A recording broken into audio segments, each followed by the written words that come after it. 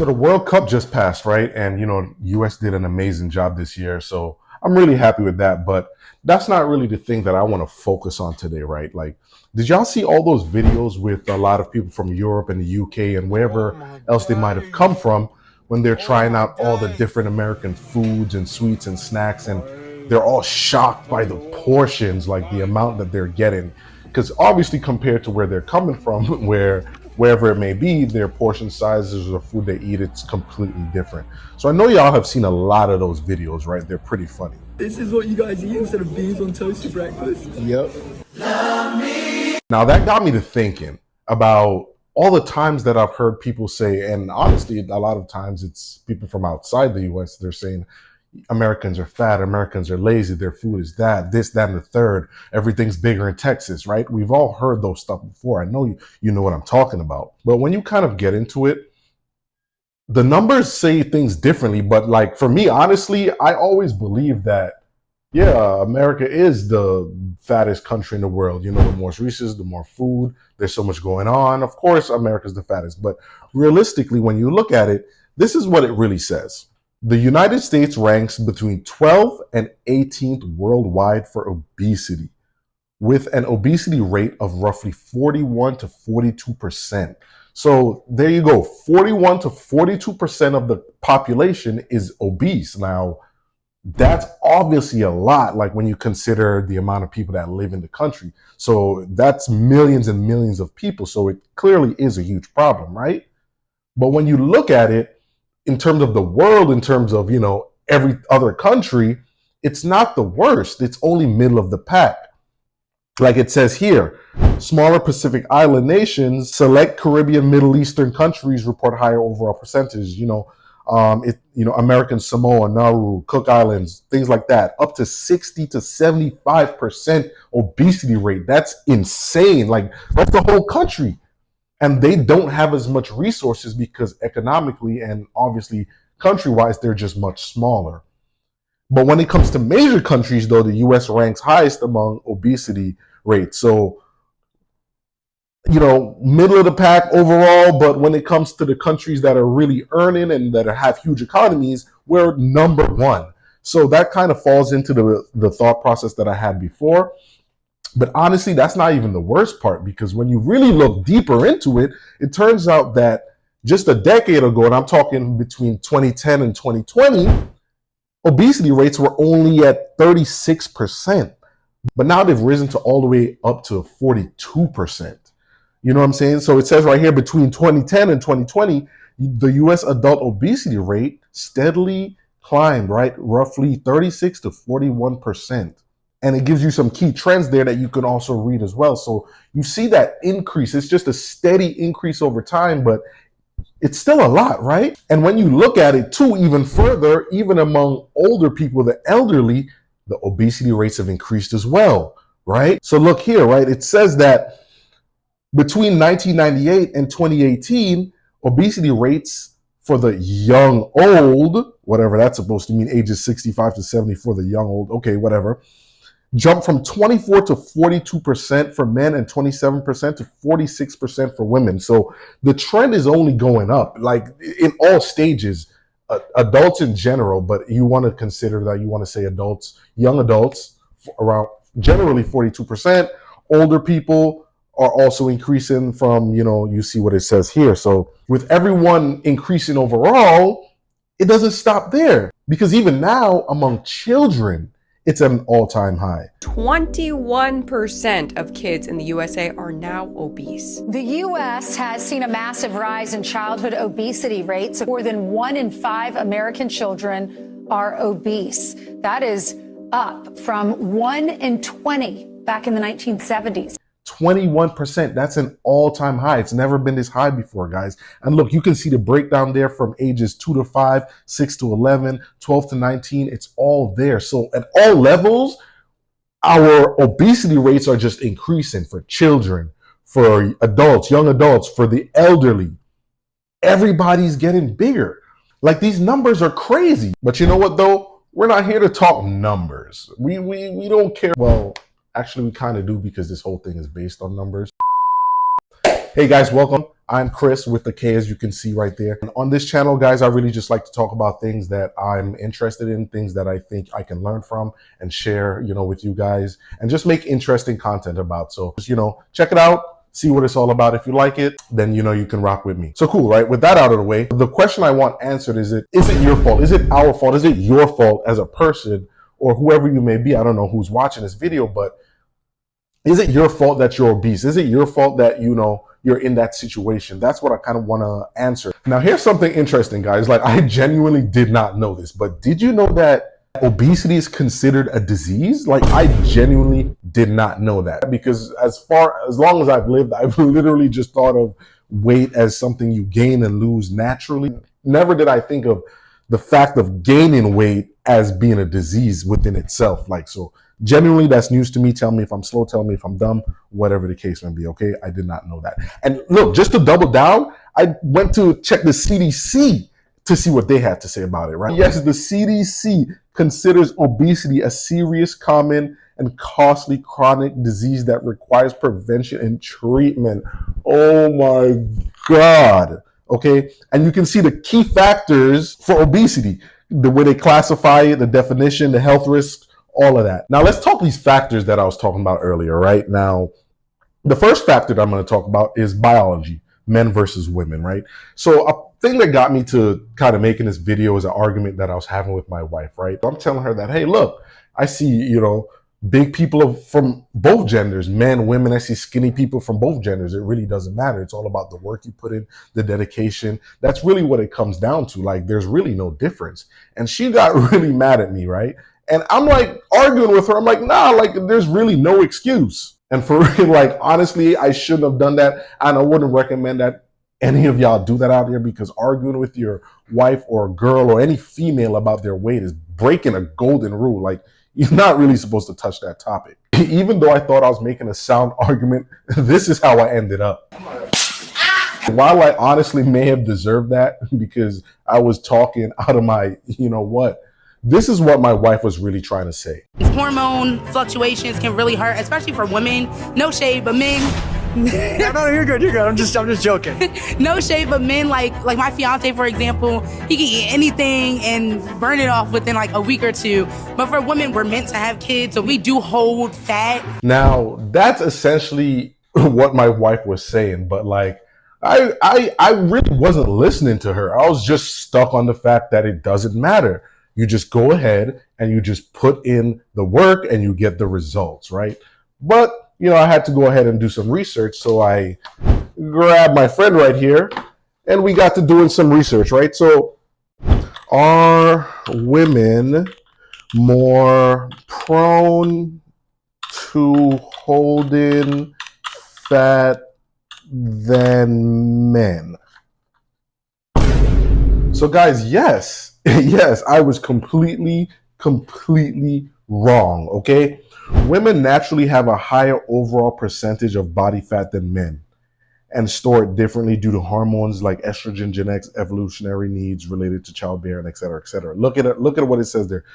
The women typically carry 6 to 11% more body fat, hormonal control, evolutionary design. All these factors play into why women definitely carry more fat than men. So I was wrong right there to just assume that things were fair off rip when it comes to biology, men versus women. Okay, so we established that. Like I said, maybe I'm slow, I didn't know, but we just established that, right? So I had to ask another question. I had to find out if it is harder for women to lose weight compared to men. Is it really actually harder? So here it is. Yes, biological and hormonal differences mean that women generally face more physiological hurdles when trying to lose fat than men do, okay? On average, women naturally possess lower baseline muscle mass, et cetera, et cetera. So you can see the key biological differences right there, okay? So just remember these things, okay? If you're ever giving your lady a hard time, just remember that naturally, biologically, she is more preconditioned to carrying weight for childbearing purposes and just, purposes, and just overall, design. That's just how it is. So just keep that in mind. Now, I want to touch on genetics and environment, okay? So like I said, I might have touched on this earlier. For me, I've seen lots of bigger people with skinny children, and I've seen lots of skinny people with big children. So I just thought it's all about environment, what you have access to, what you're feeding your kids, what you're eating, and that's just really what it is. That's kind of my mentality. I thought of it as any other way. But it's really not that cut and dry, okay? Genetics does play a bigger role than I ever expected. Like, I've probably been giving a lot of people flack without even thinking about this aspect. Dr. Greg Oliver, let's weigh in. Is obesity genetic or is it environmental? What we used to think as doctors, it was all environmental, like you just eat too much, you don't exercise, and you're lazy, and that's why you're gaining weight. But we know that's not the case. Studies now show that there are well over 250 particular genes that are associated with obesity. And so if you have all those genes, most likely you're going to have that. And there's about 5 to 10% of the populations, no matter what they do, they're just destined genetically to be overweight. Environment plays a role. So about 50 to 70% of our ability to gain weight is genetic, and the other is environmental. Put those two together, and that's why we have a problem in society with marked levels of obesity and overweight. 70% of obesity is caused by genetics, but 1,000 years ago, nobody was obese. What happened? The genes associated with obesity cause you to overeat when food is abundant. 1,000 years ago, when food was very scarce, nobody was really obese. But now, in the modern food environment, it's very easy to overeat, especially if you have those genetics. Now, you guys heard that, right? There's over 250 genes that can lead to obesity. Now, that's insane. I did not know that, okay? So that's really news to me. That right there, I guess, is the recipe for disaster. Like the guy just said, 1,000 years ago, they didn't have that much food, so the genetics really didn't matter in a sense. But now, the genetics that are telling you to eat or whatever the case may be, they're going crazy because there's so much more food and this, that, and third. So there's a whole new aspect to it that I did not know, right? So let's look deeper into the numbers and do our own research real quick. So it turns out, right, guys, genetics play a major role in obesity, accounting for an estimated 40 to 70% of an individual's susceptibility to weight gain. Now, that's crazy, guys. 40 to 70% is insane. But it kind of explains a lot for real. Like, you've seen people and you've seen their parents and you're like, yo, like, you built like your daddy, like you built like your mama. That I've definitely seen it in real life. So there's that aspect to it, that genes are really, really, really important in what happens when it comes to your weight. But I wonder if it's really weight or if it's more like body structure. Like, that's what I'm really wondering. Maybe it's both. It's probably both, right? It's probably both. Now, there's 3 different ways that genes tend to influence your weight. Now, I'm finding all this out for the first time while researching this for this video, okay? So hopefully y'all are learning something. So basically, you have appetite and satiety. I don't know if I said that right. I probably just butchered that word, okay? Whatever. Many obesity-linked genes affect brain pathways that control hunger and fullness, okay? You have fat storage. Variations can dictate how easily your body turns extra calories into fat, all right? And guys, you can pause and read this for yourself, okay?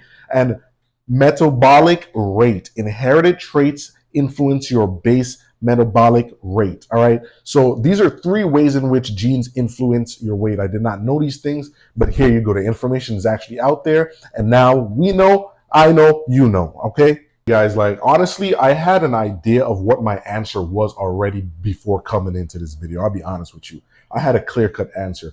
But so far, just since the idea came to my head and to the research into, the different topics and elements and factors, it's already beginning to change my mind, okay? You have the biological factors already that I definitely didn't know about. And now you have the fact that it's more than just your environment that determines your weight, okay? It's your genetics. They play a huge role. Could be all the way up to 70% in control. So that's something to really think about right there. You know what I'm saying? That's really changing the thought process that I had. And now we're going to cover another factor, and a pretty important factor, because there's a lot of stuff here that I did not know about. This guy's an idiot. Now we're going to be talking about weight gaining diseases. Diseases that literally, right, like I just said, cause you to gain weight.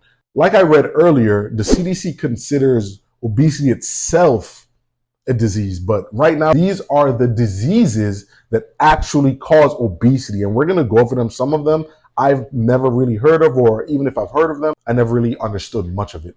The one that I do know about is the thyroid issue. I had a friend that would really struggle with his weight, and then he eventually went to the doctor and figured that out. But let's get into it, okay? Let's get into it. The first set of diseases, guys, that affect your weight or that cause you to gain weight are these right here, okay? Endocrine and hormonal disorders. The first one is hypothyroidism, an underactive thyroid gland that slows down your metabolism, okay? The next one is Cushing syndrome. Excess cortisol production by the body triggers increased appetite and causes fat to accumulate around the face, neck, and abdomen, right? And polycystic ovary syndrome, PCOS. Okay, I've heard of that briefly, but I never knew what it was. A common hormonal imbalance in women that disrupts metabolism and promotes insulin resistance. Okay, so those are endocrine and hormonal disorders. Let's move on, all right?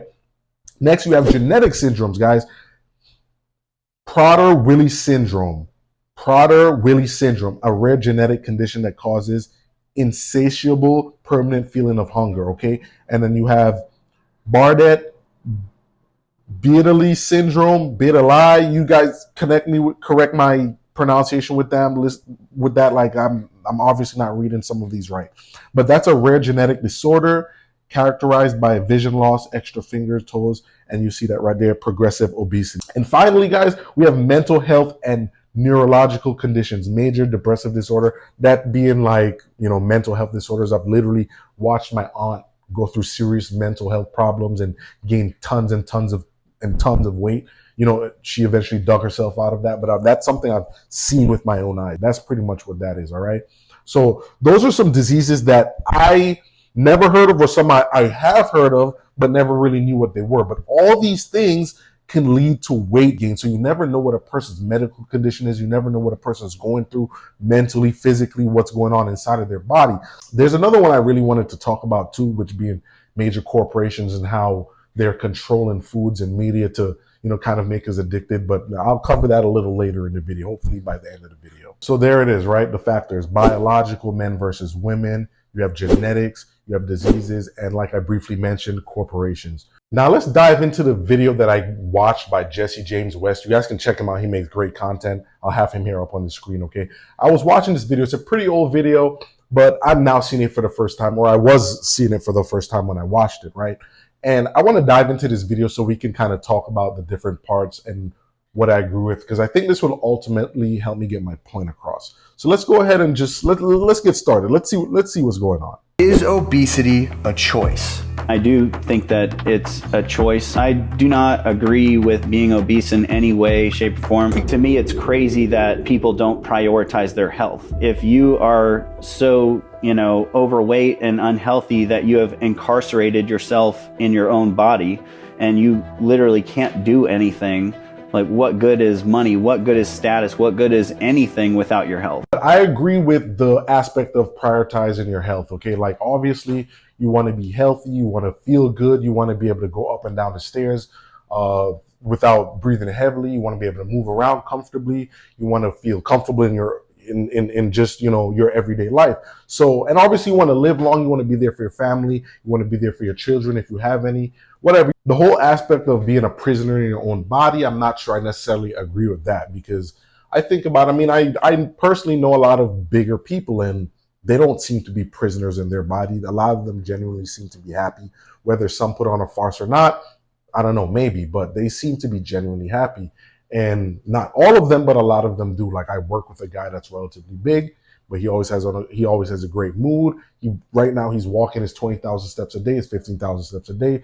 He doesn't seem like he's a prisoner, but maybe he is. I don't know. I only know him at work. So, but that's just with that aspect, I don't really agree with a prisoner in their own bodies aspect of that. And then he also talked about money and status. Like, okay, bro, I'm not going to speak for everybody, because money and status is important to some people, and it's not a bad thing if it's important to you. And it is facts that money and status are not going to mean anything if you're unhealthy, if you're constantly in the hospital, if you're constantly bedridden, if you constantly can't get out of the house, if you're not feeling happy or feeling good. So I get that aspect of what he's saying as well. But money and status are not the only thing. You have your loved ones, your partner, your family, your children. You want to be there for them. So I think that that's the main reason with the prioritizing the health part, and why I want to cover this first, why I think that should be the main driver. You can't argue physics. Calories in, calories out. That's a scientific fact. But there's other hurdles that I've had to overcome with genetics that make it so much harder than the average person. We're all kind of privileged. I can afford a gym membership. I can afford nutritious food. What about the person who lives in a food desert? They can't afford a gym membership. They're working 60 hours a week trying to support their family. Do you think those people are obese? You guys see that clip right there, right? The guy says he has, genetics and issues that prevent him, that make it difficult for him. But at the same time, you say you do have access to healthy foods, you do have access to a gym. So this is where we kind of start getting into what I want to talk about, right? It's genetics or the whatever condition or whatever lane you fall in versus the excuses you make. So you have access to everything you need, but you're saying the genetics is holding you back. Yes, it can. I genuinely believe that if you have access to all the resources, then if you put in the work, then it should make up the difference. And then he talks about the people that don't have access to the gym, don't have the resources to, buy the healthy foods all the time or the access to do so. He says, what about the people that work 60 hours a week? What about them? And then the other guy says, hey, do you think those people are obese? Like, bro, listen, the truth here is that your work schedule really mostly doesn't have anything to do with why you're obese, in my opinion. Like you see it, people who work 1 to 2 hour work days and are CEOs or whatever, they're obese. And people who work 60-hour work weeks, they're obese as well. You see this in your everyday life. So it just doesn't make any sense. But let's take a look at this. Work out? None. Why do you choose not to work out? I got a job, work 60 hours a week, coal mines. It's hard to find time to do anything else. Time I get home and with the woman at the house, family time, that's about all I got. Where's your main place to get food? Fast food, just biscuit, the most unhealthy things you could imagine. What is truly causing it to be so unhealthy here? Lack of activities. There is nothing to do around here. You go to work, you go home. That's it. That's it. There goes a guy who works 60 hours a week. He claims, though, that after work, all he has time to do is just go home and be with the family, right? And he clearly says that he eats the most unhealthy foods possible. Right there, no time, and he eats the most unhealthy food possible because, obviously, you don't want to cook and you don't have time to prepare meals, right? Supposedly. But then he also says that the reason that people are obese in his area or him himself or family or whatever the case may be is that the lack of activities. So you're saying that you don't have time to do anything, but you're also saying the problem is there isn't anything to do. So again, seems like a little bit of excuse there to me. You know what I'm saying? Well, if there's a lack of activities, you could go to the gym. You could take that family time and make it more active. So there are avenues around that, but you can see what I'm saying. The predominant factor to obesity is genetic though. Among other factors like your environment, gut health, medication, sleep deprivation, stress levels. Does this mean you are destined to be fat? No, you can still lose fat and be at a healthy level. That's it. I will never, ever be able to run as fast as Usain Bolt, okay? Because it's my genes. But it doesn't mean that if I train, I won't run faster than I do now. So I think ultimately that's it, right? None of us here are going to become an Olympic athlete. But if we train, we'll get fitter, we'll get better. Now, like I said, making this video has really kind of shifted my mindset from really ultra one side to more in the middle and just having a different understanding of what obesity really entails. But I just feel like you have a lot of people that are making excuses and use real things and real problems as an excuse to why they can't do certain things. So not trying to get yourself out of it, not putting one foot in front of the other, that is kind of on you as well. You know what I'm saying? Like, can you understand?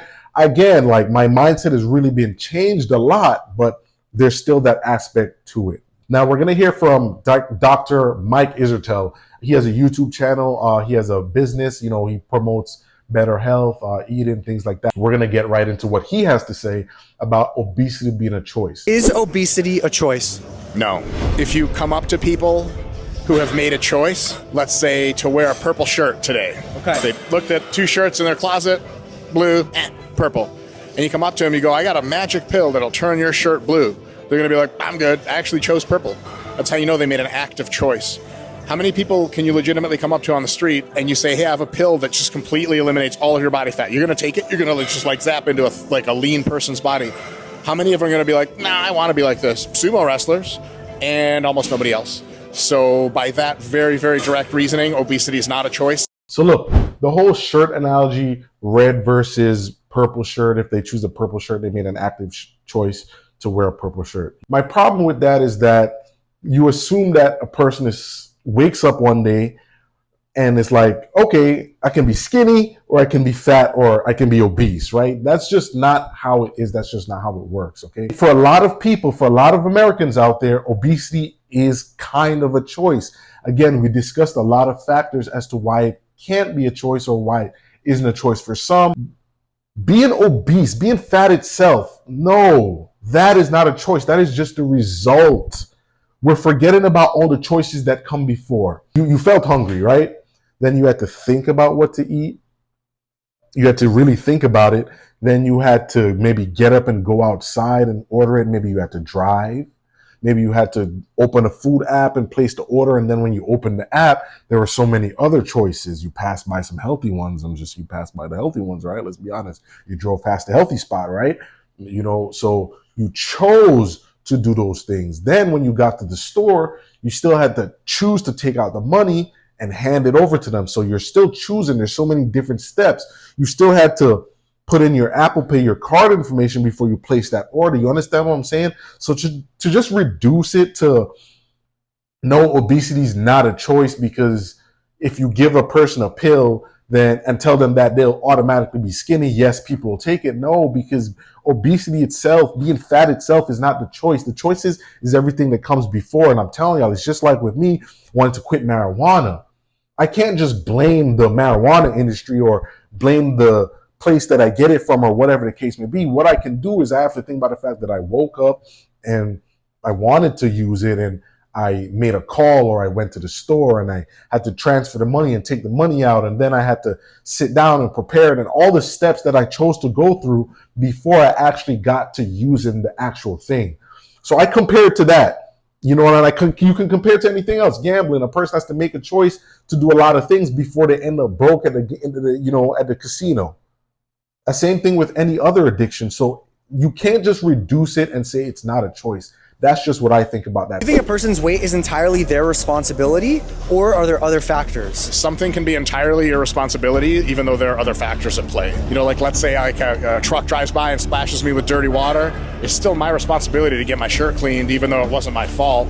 So obesity can be entirely not your fault. Usually it's not much your fault. Like you just have dog genetics for being fucking hungry and wanting snacks all the time, and that's just a real thing. The responsibility for your body belongs entirely to you.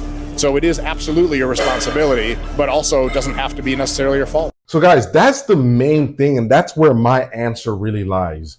There may be a lot of factors going into it, and again, we're not speaking for everybody because we covered, the many diseases that do affect millions of Americans and things that are out of their control. But for the majority of us, for that 40 to 50, or you could say 30 to 50% of us where sure, you could mention genetics. Sure, you may have a thyroid issue. Sure, that you may be going through some mental health problems or a rough patch. But honestly, it's still your responsibility. It's still your choice. You still have to choose what you're doing. You still have to choose the things you eat. You still have to choose the amount of money you spend. It's still your responsibility to find time to put in some kind of work, some kind of, effort towards losing weight. You know what I mean? Realistically, it might be a little bit your fault. Think about where you fall in these different categories like health, disease, factors, gender, biology, genetics. Where do you fall into it? And kind of go from there and decide if it's your fault. Because I think that for a lot of us, we've been making excuses. And I compared it to, the marijuana aspect of it, something I struggled with. There's that. So that's why I really, really think that a lot of it is on us and it is our fault because we do have to make a lot of choices that lead us to that outcome of being obese or being addicted or whatever it may be. So look, guys, that's pretty much the whole video right there. That's kind of what I wanted to talk about. It's kind of all over the place. But look, if you enjoyed the video, give me a like, subscribe, leave a comment, tell me what you think. Tell me if I'm wrong. Tell me if you think I'm right. Just give me your thoughts, all right? With that being said, guys, that's the video. I hope you enjoyed it. I'm going to catch you on the next one, all right? Peace.